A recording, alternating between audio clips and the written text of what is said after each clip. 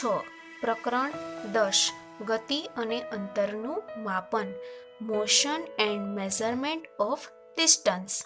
પહેલી તથા બુજોના વર્ગમાં ઉનાળા દરમિયાન કરેલા પ્રવાસની ચર્ચા ચાલતી હતી. એક છોકરો તેના વતનમાં રેલવે, બસ અને છેલ્લે બળદગાડા દ્વારા ગયેલા. એક વિદ્યાર્થીએ વિમાન દ્વારા યાત્રા કરી હતી. એક વિદ્યાર્થીએ ઉનાળુ રજાઓના ઘણા દિવસો પોતાના કાકા સાથે માછલી પકડવા હોડીમાં પસાર કર્યા હતા. તેના પછી શિક્ષકે વિદ્યાર્થીઓને સમાચાર પત્રમાં એ લેખ વાંચવાનું કહ્યું જેમાં નાના પૈડાવાળા વાહનોનું વર્ણન આપેલું હોય, જે મંગળ ગ્રહની સપાટી પર ચાલ્યું હતું અને પ્રયોગ પણ કર્યા હતા. તે વાહનને મંગળ ગ્રહ સુધી લઈ જવાનું કાર્ય અંતરિક્ષયાન દ્વારા કરવામાં આવ્યું હતું.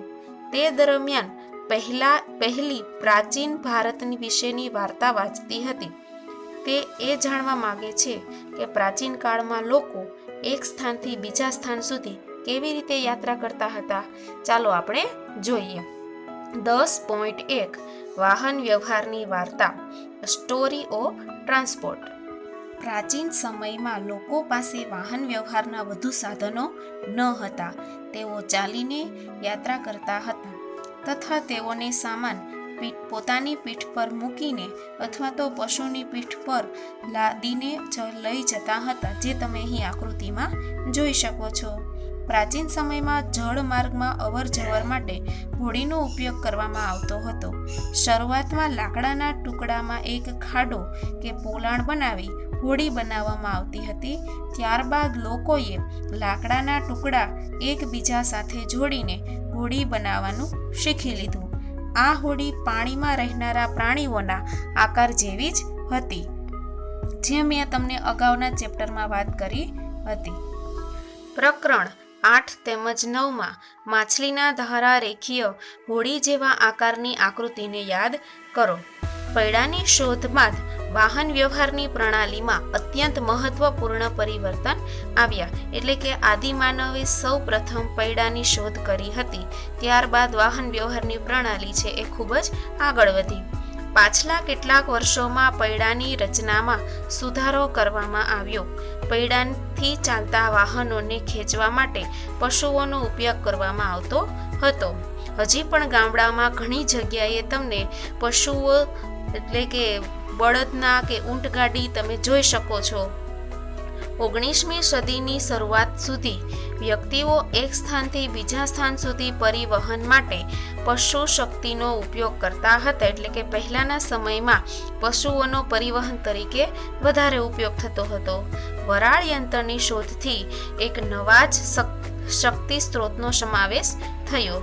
વરાળ યંત્ર દ્વારા ચાલતી ગાડીઓ તથા માલગાડીઓના ડબ્બાઓ માટે રેલવેના પાટાનું નિર્માણ કરવામાં આવ્યું. આ વરાળ યંત્રની શોધ જેમ્સ વોટ નામના વૈજ્ઞાનિકે કરી હતી. ત્યારબાદ સ્વચાલિત વાહન ઓટોમોબાઈલ આવ્યા. પાણી અને પરિવહન કરતા સાધનોમાં મોટરથી ચાલતા બોટ અને જહાજોનો ઉપયોગ થવા લાગ્યો. 19મી સદીની શરૂઆતમાં વર્ષોમાં વાયુયાનનો વિકાસ થયો હતો. એટલે કે આકાશમાં ઉડી શકે તેવા વાહનો જેમ કે વિમાન, તેનો શરૂઆત થઈ હતી. ત્યારબાદ તેમાં સુધારો કરવામાં આવ્યો તથા તેને મુસાફરી તથા સામાન લઈ જવા માટે યોગ્ય બનાવવામાં આવ્યા. ઇલેક્ટ્રિક રેલગાડી, મોનોરેલ એટલે કે એક પાટા ઉપર ચાલતી ટ્રેન, સુપરસોનિક વિમાનો, અવાજની ઝડપે ઉડતા વિમાનો, એને સુપરસોનિક વિમાનો કહેવામાં આવે છે. અંતરિક્ષયાન 20મી સદીના કેટલાક યોગદાનો છે. એટલે કે જે આકાશમાં જેટલા પણ ઉડતા વાહનો છે, જે અંતરિક્ષયાનો કહેવામાં આવે છે, તે 20મી સદીની અંદર સૌથી વધારે ઉપયોગમાં લેવાયા અને તેની શોધ કરવામાં આવી. આકૃતિ 10.1માં પરિવહનના વિભિન્ન સાધનો બતાવવામાં આવેલ છે. તેને પ્રાચીનથી અત્યાધુનિક મુજબ પરિવહનના સાધનોને સાચા ક્રમમાં ગોઠવો. શું તેમાં પ્રાચીન વાહનોનું કોઈ એક સાધન છે જેનો ઉપયોગ આજકાલ થતો નથી? તો તમે અહીં જોઈ શકો છો આકૃતિ 10.1માં કે જે બળદગાડું છે તેનો અત્યારે સમયમાં ઉપયોગ કરતા નથી. આ ઉપરાંત અત્યારે ઘણી જગ્યાએ સાયકલનો ઉપયોગ થઈ શકે છે. ત્યારબાદ બસ, રેલગાડી, જળમાર્ગ માટે વહાણ એટલે કે હોડી અને ત્યારબાદ અંતરિક્ષમાં વિમાન. આ રીતે ક્રમ ગોઠવી શકાય. 10.2 તમે કેટલું અંતર કાપ્યું? આ ટેબલ કેટલું પહોળું છે? How far have you travelled? How wide is this desk? લોકો કેવી રીતે જાણકારી પ્રાપ્ત કરતા હશે કે તે કેટલું ચાલ્યા છે? ચાલો આપણે જોઈએ. તમે એ કેવી રીતે જાણકારી મેળવશો કે તમારી શાળા સુધીનું અંતર તમે ચાલીને જઈ શકશો અથવા શાળાને પહોંચવા માટે તમારે બસ અથવા રિક્ષાની જરૂર પડશે? શું તમારે કોઈ ખરીદવું હોય ત્યારે તમે બજાર સુધી ચાલીને જવું સંભવ હોય છે? તમે આ પ્રશ્નોના ઉત્તર કેવી રીતે મેળવશો? કોઈ સ્થાન કેટલું દૂર છે તે પહેલાં જાણવું જરૂરી છે, જેથી આપણે અનુમાન લગાવી શકીએ કે ત્યાં સુધી કેવી રીતે પહોંચી શકાય. જેમ કે ચાલીને આપણે જઈ શકીએ, બસ દ્વારા જઈ શકીએ, રેલવે દ્વારા, પાણીમાં હોડી દ્વારા, વિમાન દ્વારા અથવા તો કોઈ અંતરિક્ષયાનની જરૂર પડશે. ક્યારેક એવી વસ્તુઓ પણ હોઈ શકે છે કે જેની લંબાઈ અને પહોળાઈ જાણવા માટે આપણને આવશ્યકતા હોય છે. પહેલી અને બુજોના વર્ગમાં મોટી પાટલીઓ છે જેની ઉપર 2 વિદ્યાર્થીઓ બેસે છે. પહેલી તથા બુજો એક સાથે એક પાટલી ઉપર બેસે છે, પરંતુ મોટા ભાગના તેઓમાં એક વાતને લઈને ઝઘડો થાય છે કે તેમના સાથીદારો પાટલીમાં વધારે ભાગનો ઉપયોગ કરે છે. ચાલો આપણે જોઈએ કે એવું શા માટે થતું હશે. શિક્ષકના સૂચનને અમલ કરીને તેઓએ પાટલીની લંબાઈ માપવાનું નક્કી કર્યું. પાટલીની ઠીક મધ્યમાં એક ચિહ્ન બનાવ્યું તથા પાટલી પર નિશાની એટલે કે રેખા બનાવીને બરાબર 2 ભાગમાં વહેંચી. તે બંને પોતાના મિત્રો સાથે ગિલ્લીદંડા રમવાના શોખીન છે. બુઝો તેની સાથે ગિલ્લીદંડાની જોડી લઈને આવ્યો છે. અહીં આકૃતિ 10.2માં તમને ગિલ્લી અને દંડાનો ઉપયોગ કરીને પાટલીની લંબાઈ કઈ રીતે માપી શકાય તે તમને દર્શાવવામાં આવ્યું છે.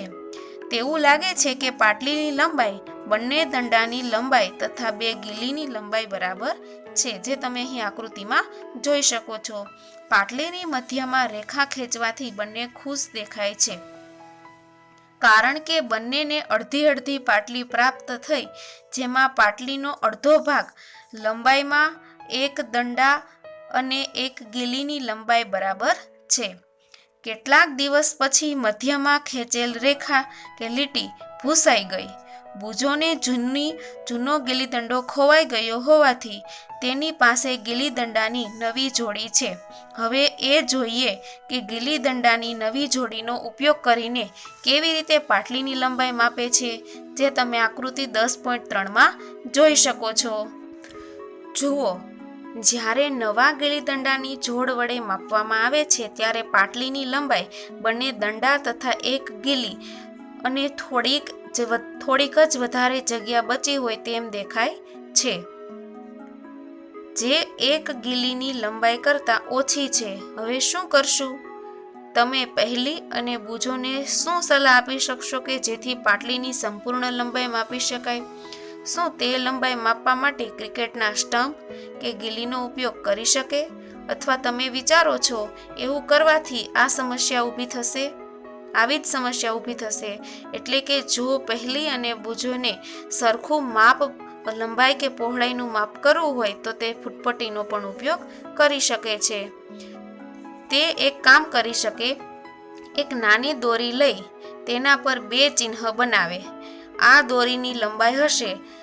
એક દોરીની મદદથી પાટલીની લંબાઈ માપી શકે, જે તમે આકૃતિમાં જોઈ શકો છો.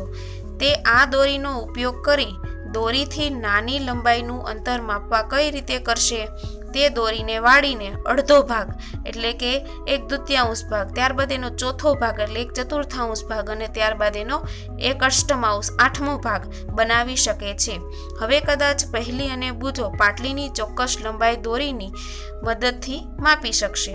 તમે કહી શકશો કે તે તેના કંપાસ બોક્સમાં રહેલી ફૂટપટ્ટીનો ઉપયોગ કરીને પણ તેમની સમસ્યા હલ કરી શકે છે. હા, વાસ્તવમાં તેને આવું જ કરવું જોઈએ. બુજોએ વાંચ્યું હતું કે જ્યારે આવા માપનની ચોક્કસ સાધનો ન હતા ત્યારે લોકો કેવી રીતે અંતર માપતા હશે તથા તે જાતે પણ ભિન્ન ભિન્ન અંતર માપવાનો પ્રયાસ કરી ચૂક્યા છે. એવા કેટલાક પ્રસંગો આવે છે કે જ્યારે આપણી લંબાઈ માપવાની જરૂરિયાત પડે છે. દરજી કપડાની લંબાઈ તેમાંથી જભ્ભો બનશે કે નહીં તે જાણવા માટે માપે છે, જે તમે બધાએ અનુભવ્યું હશે. મિસ્ત્રી કોઈ કબાટની લંબાઈ કેમ માપે છે? તેની પાસે પણ ચોક્કસ પ્રકારની સ્કેલ હોય છે મીટર પટ્ટી દ્વારા, કારણ કે તે જાણી શકે તેના દરવાજા બનાવવા માટે કેટલા લાકડાની જરૂર પડશે. કોઈ ખેડૂતને પોતાના ખેતરની લંબાઈ, પહોળાઈ કે ક્ષેત્રફળ જાણવાની આવશ્યકતા એટલા માટે હોય છે કે તે જાણી શકે કે તે ખેતરમાં કેટલા બીજ રોપવાની તેને જરૂરિયાત છે તથા તેને તેના પાક માટે કેટલા પાણીની જરૂર પડશે. એટલા માટે માપન એ ખૂબ જ આવશ્યક છે. જ્યારે તમને પૂછવામાં આવે છે કે તમારી લંબાઈ કેટલી છે, ત્યારે તમે એક સરળ રેખીય લંબાઈ બતાવશો જે તમારા માથાની તમારા પગની એડી સુધીની લંબાઈ બરાબર હોય. તમારી શાળામાં પણ ઘણી વખત આવી ઊંચાઈ માપવા માટે લોકો આવ્યા જ હશે. તમે ત્યારે પણ તમે ઊંચાઈ તમારી માપી હશે. એક સાવરણી કેટલી લાંબી છે, એક પાટલી કેટલી પહોળી છે, દિલ્હીથી લખનઉ કેટલું દૂર છે, પૃથ્વીથી ચંદ્ર કેટલો દૂર છે, આ બધા પ્રશ્નોમાં એક સરખી છે, એક જ સરખી વાત છે. તો બધા બંને સ્થાનો વચ્ચેના અંતર સંબંધિત હોય છે. અહીં પૂછેલા બધા જ પ્રશ્નો એ માપનની વાત કહે છે. બધામાં અંતરની વાત કહેવામાં આવી છે. બે સ્થાનની પાટલી બે કિનારીઓની જેમ જ નજીક હોઈ શકે છે અથવા તેનાથી વિપરીત જમ્મુથી કન્યાકુમારી જેમ એકબીજાથી અત્યંત દૂર પણ હોઈ શકે છે. તેવી જ રીતના પૃથ્વીથી ચંદ્ર એ પણ એકબીજાથી ખૂબ જ દૂર હોઈ શકે છે. અહીં બધામાં અંતરની વાત કરવામાં આવી છે.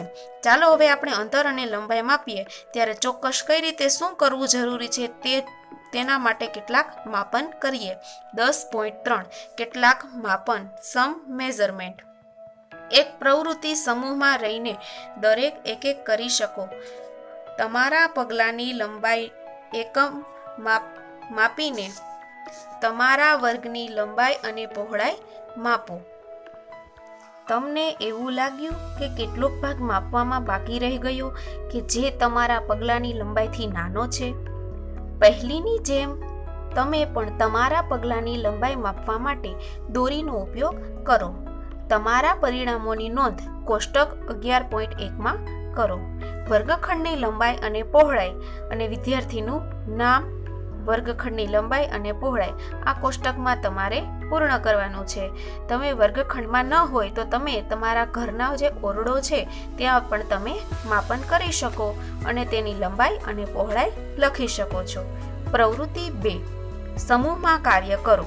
તમારામાંથી પ્રત્યેક તમારી વેતનો ઉપયોગ તમારા વર્ગના ટેબલની લંબાઈ માપવા માટે કરો. આકૃતિ 10.5 મુજબ. માપન માટે અહીંયા પણ તમને એ જુઓ છો કે તમારે તમારી એક વેત જેટલી લાંબી દોરી તથા આ દોરીની લંબાઈના ટુકડાના ભાગને આવશ્યકતા પડશે. તમારા તારણો કોષ્ટક 10.2માં લખો, એટલે કે ટેબલની લંબાઈ અને પહોળાઈ કોણે માપી અને તેમાં વેતોની સંખ્યા તે તમે આ કોષ્ટકની અંદર લખી શકો છો. આપણે જોઈએ છીએ કે માપન અર્થાત અજ્ઞાત જથ્થાની કેટલીક અજ્ઞાત જથ્થા સાથે સરખામણી. આ જ્ઞાત જથ્થાને એકમ કહે છે. કોઈ પણ માપના પરિણામને બે ભાગોમાં વ્યક્ત કરી શકાય છે. એક ભાગ સંખ્યા છે જ્યારે બીજો ભાગ માપવામાં આવેલ લંબાઈનો એકમ છે.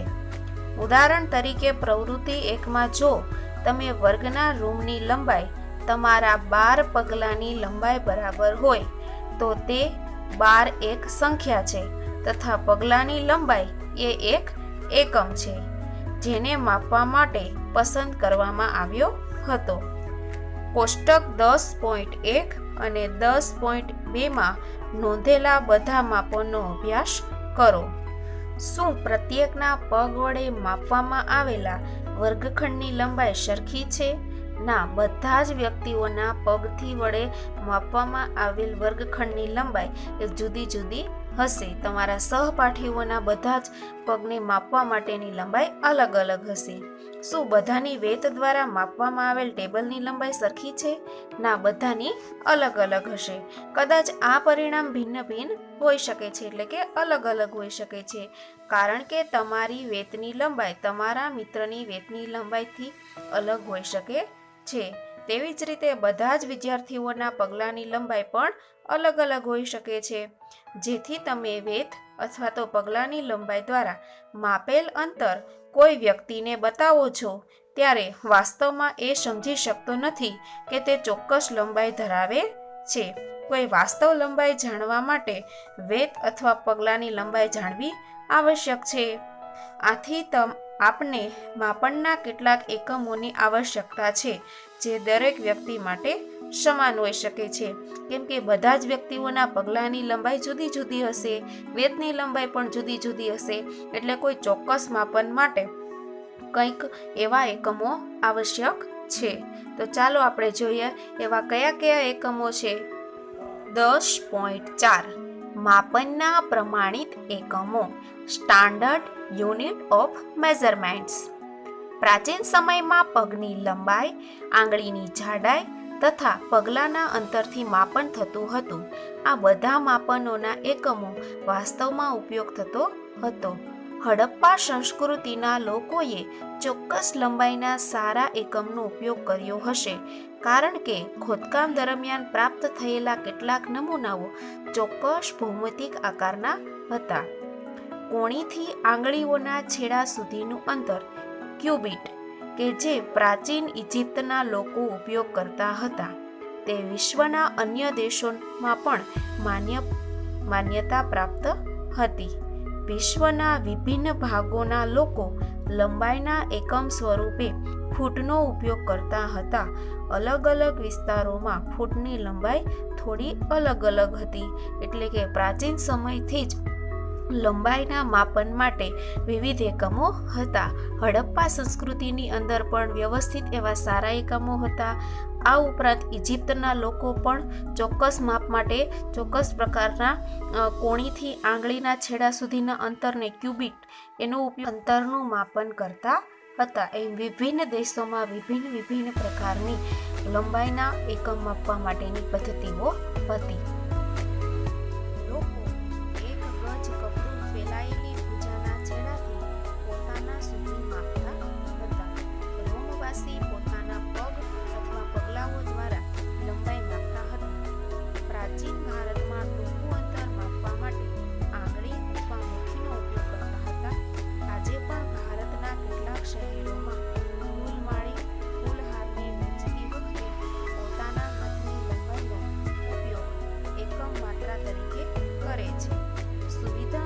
શરીરના એવા અનેક ભાગોના એકમો સ્વરૂપે ઉપયોગ થતો રહ્યો છે. તેથી પ્રત્યેક વ્યક્તિ શરીરના માપોમાં થોડી વિભિન્નતા હોવાને કારણે માપનની મૂંઝવણી આવતી હતી. એટલે કે દરેક વ્યક્તિના શરીરના માપો અલગ અલગ હોવાને કારણે ચોક્કસ માપ મળતું ન હતું. ત્યારબાદ વર્ષ 1790માં ફ્રેન્ચે માપનની ચોક્કસ રીત બનાવી, જેને મેટ્રિક પદ્ધતિ કહે છે. એટલે કે મેટ્રિક પદ્ધતિની શરૂઆત ફ્રેન્ચે કરી હતી. એક સમાનતા માટે સમગ્ર વિશ્વમાં વૈજ્ઞાનિકોએ માપનની એકમ માત્રાઓને એક જૂથને સ્વીકારી લીધું છે. આજકાલ જે માપન પ્રણાલીનો ઉપયોગ થઈ રહ્યો છે, જેને આંતરરાષ્ટ્રીય એકમ પ્રણાલી SI યુનિટ કહેવામાં આવે છે. લંબાઈનો SI એકમ મીટર છે. આ તમારે ખાસ યાદ રાખવાનો છે કે આંતરરાષ્ટ્રીય એકમ પ્રણાલી મુજબ લંબાઈનો એકમ મીટર છે. આકૃતિ 10.6માં મીટર પટ્ટી બતાવવામાં આવેલી છે. તમારા કંપાસ બોક્સમાં રહેલ 15 સેન્ટીમીટરની ફૂટપટ્ટી પણ બતાવવામાં આવી છે. પ્રત્યેક મીટરને 100 બરાબર ભાગોમાં વિભાજિત કરી શકાય છે, જેને સેન્ટીમીટર એટલે કે cm કહેવામાં આવે છે. સેન્ટીમીટર છે અને 1 મીટર બરાબર 100 સેન્ટીમીટર થાય. 1 સેન્ટીમીટરને બરાબર 10 બરાબર સરખા ભાગ હોય જેને મિલીમીટર કહે છે. એટલે કે 1 મીટર બરાબર 100 સેન્ટીમીટર અને 1 સેન્ટીમીટર બરાબર 10 મિલીમીટર. લાંબા અંતરને માપવા માટે મીટર એક સુવિધાજનક એકમ નથી. એટલે કે ખૂબ લાંબુ અંતર માપવું હોય તો મીટર છે એ ચાલે નહીં. એના માટે આપણે એક મોટા એકમનો ઉપયોગ કરીએ છીએ જેને કિલોમીટર કહે છે. એટલે કે મીટર ન ચાલે ત્યારે મોટા અંતરો એટલે કે લાંબા અંતરો માટે કિલોમીટર એકમનો ઉપયોગ થાય છે. 1 કિલોમીટર બરાબર 1000 મીટર. હવે આપણે આપણી બધી માપન પ્રવૃત્તિઓમાં એકમ માત્રાનો ઉપયોગ કરીને પુનરાવર્તિત કરી શકીએ છીએ તથા લંબાઈને SI એકમમાં માપી શકીએ છીએ. એવું કરતા પહેલા આપણે અંતર અને લંબાઈ માપવાની સાચી રીતે જાણવું આવશ્યક છે, જે આપણે આના પછીના વિડીયોમાં જોઈશું. આ ટોપિકમાં સૌથી વધારે મહત્વનું યાદ રાખવા જેવી બાબત એક તો લંબાઈનો એકમ SI એકમ મીટર છે તે, અને 1 મીટર બરાબર 100 સેન્ટીમીટર, 1 સેન્ટીમીટર બરાબર 10 મિલીમીટર, 1 કિલોમીટર બરાબર 1000 મીટર. આ ખાસ IMP ટોપિક છે એટલે આના ઉપર વધારે ધ્યાન